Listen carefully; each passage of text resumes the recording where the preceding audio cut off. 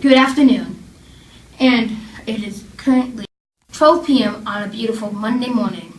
We'll be right back after our reporters are introduced for this first airing of the Scholars News. Hello, I'm Maxwell Tollefson, your head reporter in the field. Hello, my name is Brady Vest, and I am the chief meteorologist. My name is Cole Davis, and I'll be today's traffic reporter.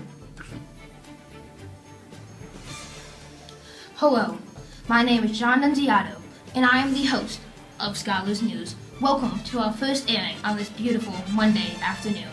Breaking story as of right now, the court case of Maxwell vs. Alexander has been decided. As you may remember, Nicholas Alexander was the cause of a fatal accident in which Elizabeth Davis, Randall Banbury, and Michael Smale died a few months ago. Now in the car with Nicholas Alexander was Jeremy Horton. Now he did live in this accident. This case has been going on for a few months right now, and the jury has just read its verdict. Now, to our field reporter, who is currently outside the courthouse, Maxwell Tollefson. We are at the courthouse here, where Nicholas Alexander was just charged with involuntary manslaughter and was sentenced to 5 years in federal prison. We are here now with his attorney, Mr. Smith. Hello. Hi. And I'm with Mr. Smith, the Nicholas Alexander's attorney here. Could you tell us something about this case? Of course. I just wanted to say that based on the conditions of the case, I'm somewhat happy with a 5-year sentence. And I'd like to say that I tried my best. I worked very hard to get a lesser charge. And with a case of involuntary manslaughter, it's very difficult.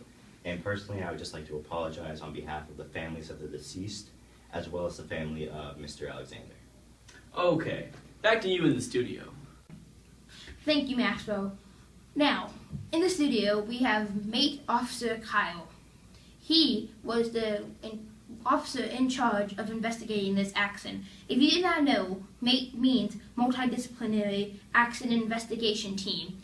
They investigate accidents that most of them are fatal, and it just doesn't have to be cars. It can be planes, trains, buses, anything that moves. Hello, Officer Kyle. Hello. Can you please tell us what you did at this accident? Accident. Once we got there, we took the victims. We put out the fire. We separated the cars. Then after we got all the victims to the hospital and we got the ones that were dead to the morgue, we started taking measurements and assessing damage. We assessed how the car was damaged and the skid marks to see what happened, determine what happened at the accident. Okay. So as we hear, was one of the victims not dead yet, but was on the verge of dying? In the car that was hit, there was 2 victims who died and were killed instantly, or were dead by the time we got to the scene. There was one person who we brought to the hospital because they were alive in the second car. The 2 people in the first car were okay. The third person in that car that did get hit did die at the hospital, though? Yes, he died. She died shortly after. Okay, that's really sad to hear. Can you tell us is this ruling that Nicholas Alexander is charged of involuntary manslaughter and sentenced to 5 years, is it fair? Did the evidence add up? The evidence does suggest that he was going way over the speed limit. He was going about 30 miles per hour over the speed limit, which is even 10 miles and over is deadly. So 30 is considered manslaughter. So Over that's 10 is considered manslaughter. and the speed on that road is only 55, so he's going about 80. 83, 84 is what we got with no calculations. Mm-hmm. And were there any witnesses to this that also backed this up?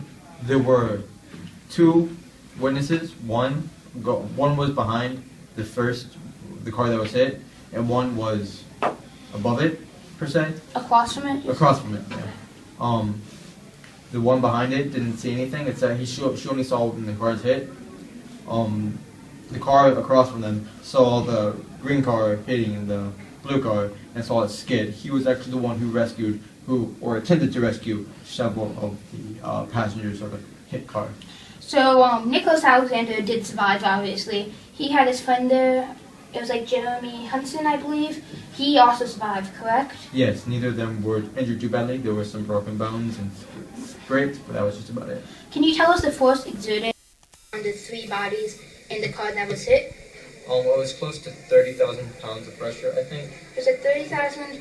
Okay, our report showed 63,000, but then again, we Okay. are newscasters, so we could get it wrong. Yeah. So, I want to thank you for your time here. Thank you for your service, helping our community, and have a great day. Thank you.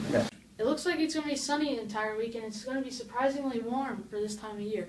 For my full report, go to www.beachad1.wix.com/scholarsnewsdaily.